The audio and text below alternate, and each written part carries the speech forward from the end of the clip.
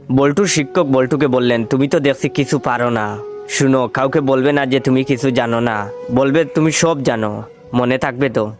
বল্টু বলল, আচ্ছা স্যার। তারপর বল্টু বাড়িতে ফিরল, ফিরেই মাকে সামনে পেল। মাকে বলল, মা আমি সব জানি।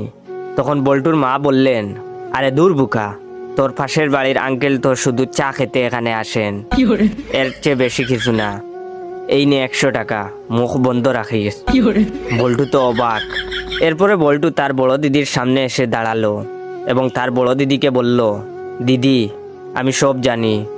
তার দিদি বলল, বাদর ছেলে কোথাকার, তোর রাজুদা শুধু পরীক্ষার সাজেশন নেওয়ার জন্য আসে, এর বেশি কিছু না। এই নে 200 টাকা, কাউকে কিছু বলবি না। বল্টু এবার তার বৌদির কাছে গেল এবং বলল, বৌদি আমি সব জানি। তখন তার বৌদি বলল, এক চড় দেব, সব জানিস যখন মুখ খুলিস কেন? এই নে 500 টাকা, মুখ খুলবি না। বল্টু তো খুশিতে আত্মহারা। তারপর বল্টু তার বাড়ির প্রতিবেশীর কাছে গেল এবং বল্টু বলল, কাকু কাকু আমি সব জানি। তখন তার প্রতিবেশী বললেন, সব জানিস যখন তাহলে আর কাকু বলে ডাকছিস কেন?